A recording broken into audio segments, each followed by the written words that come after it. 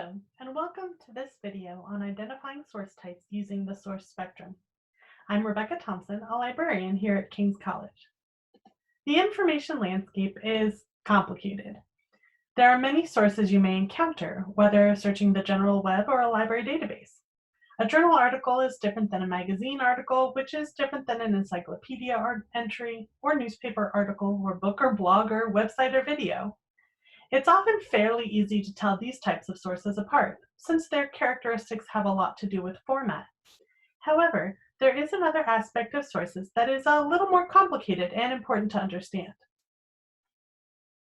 While it might be fairly easy to know you're looking at a journal article, it's more difficult to tell whether that article is a trade article, scholarly article, or has also been peer-reviewed. I created this source spectrum to help visualize the major types of sources you'll encounter and be asked to use. Let's take a closer look at each type. First is personal sources. A personal source is created with the purpose to express someone's personal perspective, opinion, or experience. A few examples of personal sources would be memoirs, personal blogs, editorials, op-eds, or interviews. Think of a personal source as a source designed to only or mainly express someone's personal experience or personal opinion. They often don't include references or research. Next on the spectrum are popular sources. These are created for a popular or general audience, something created for the generally educated person. Usually newspapers and magazines, as well as nonfiction books, blogs, or documentaries created for a more general audience, are considered popular sources. They might be about serious or academic topics, but will be handled in a less technical way. There might be fewer references or more popular references. Authors of popular sources are often journalists, but sometimes scholars or researchers will write for more general audiences to share their knowledge with a larger group of people. In the middle are trade sources. Trade sources are created to support people in a particular career or trade. They might be journals, magazines, newsletters, books, or blogs. They usually contain news related to that career or articles with real-life examples and suggestions related to work in the field, rather than in-depth research. They might be understandable to a general audience, but only people in the field probably care about the information. The authors are often practitioners in that trade, though they might also be journalists. The Wall Street Journal could be considered a trade publication because it focuses on financial and business news. Your professors might read a blog on a website called Inside Higher Ed to know what's going on in higher education and get ideas for their instruction. There are trade sources for any career or field you can imagine. Next is scholarly sources. Scholarly sources are usually research-based journal articles or books created for and from a particular academic field. You might also see other sources like videos or even blogs that fit the scholarly requirements. Scholarly sources usually contain more complex or discipline-specific language or jargon. They tend to be more formal and are often structured a specific way to fit the conventions of their field. The authors of scholarly sources are usually professors or researchers with advanced degrees in whatever field they're writing about.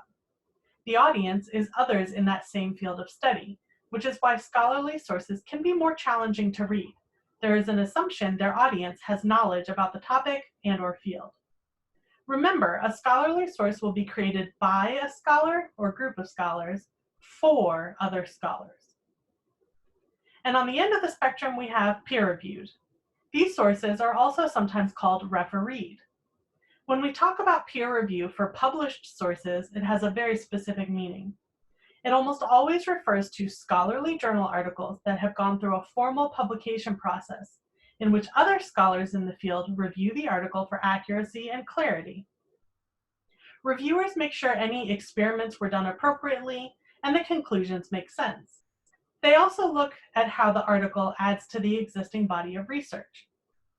Often they suggest the article be revised and resubmitted. This process is designed to try to make sure only high-quality articles are published. However, it's a human system run by humans, so it's not foolproof. Instructors may ask you to focus on peer-reviewed research because it has gone through this process, but be aware that bad research or poorly written articles do get published at times. Use your evaluation skills even when it comes to peer-reviewed articles.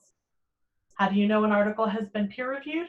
One of the easiest ways is to check the journal's website. Look at their about information, in their aims and scope, or in their guidelines for submission, or their instructions for authors. Note that there may be scholarly sources that are not peer-reviewed, but peer-reviewed sources are almost always considered scholarly. Remember that this is a spectrum. Each of these types of sources often has several different levels.